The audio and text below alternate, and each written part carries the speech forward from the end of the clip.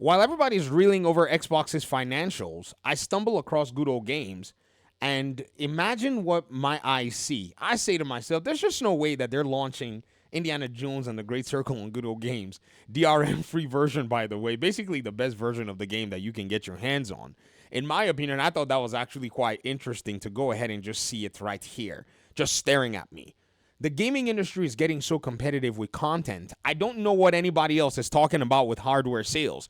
See, all these people that are over here talking about hardware sales, you are lost. Forget about you, and I'm not even going to bother with you guys. I already can see market saturation doing what I've been telling y'all that market saturation was going to do. I think about a year or two ago, I started to monitor the video game releases on Steam database, a Steam DB. Now, this is very interesting because when I was taking a very close look at it, I remember having to have these conversations with folk who played on console that said, yo, but these are Steam numbers. How does that actually affect the console, side of things? And I was like, well, if Steam is already seeing this kind of a pressure from every front getting video games, I wonder what PlayStation and Xbox would be doing. Well, I happened to stumble into a collective in terms of this particular website that coalesced the number of games that are launched on PlayStation and on Xbox. And I looked at those numbers and looked at their trends, and I could already tell you that you could also see something that was similar in terms of the number of games that have been launching lately. So what's happening?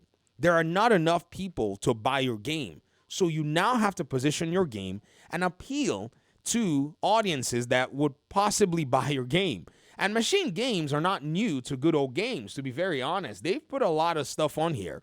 But now being under Bethesda and, under Microsoft and all of the above and Xbox's whole deal, we kind of thought that whole ship has sailed.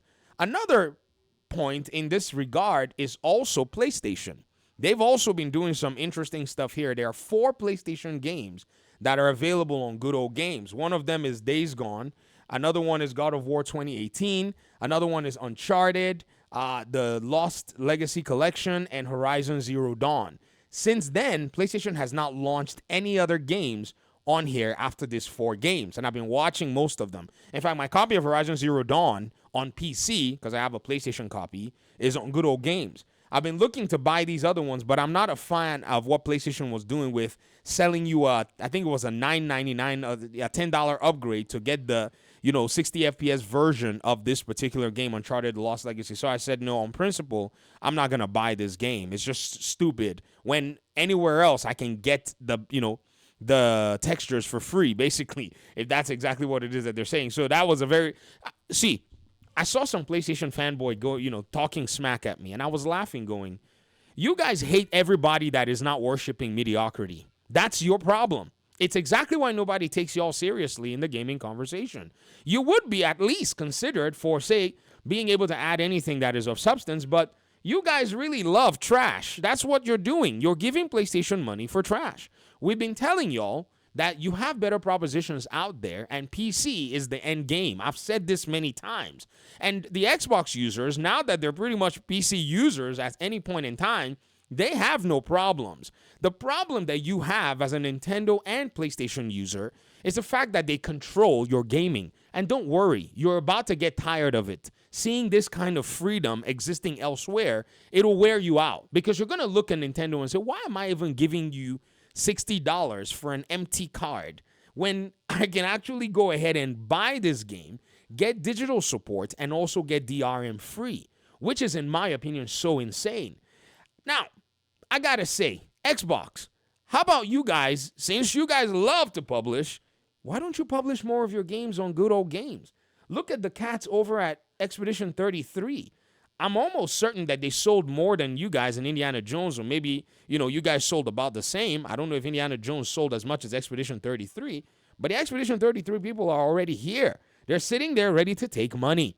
In fact, Good Old Games has been that place where people can pretty much get that piece of owning at least their game installers. You don't own the IP, you don't own the game, but you own your own installers, which is just fantastic. It's like owning the disc without the wear and tear that can come to a disc, or your disc goes missing. You can see.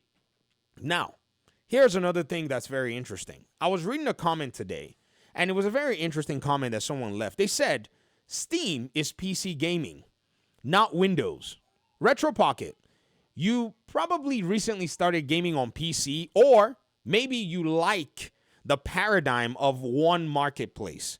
Now, I have to say this. When you said that, you said take Steam away and you have nothing. And I laughed and I was like, the Indiana Jones version on Steam is actually a DRM version of the game. The Good Old Games version right now sits in a better position from a pro consumer standpoint. And so I was shocked when you said that, because you said something in your other comment to reply to FJ. You said to him, whatever makes you happy. You said, if I buy a device with a good store platform, I don't need other options. So immediately I said, okay, then this is somebody who's happy by being in one paradigm.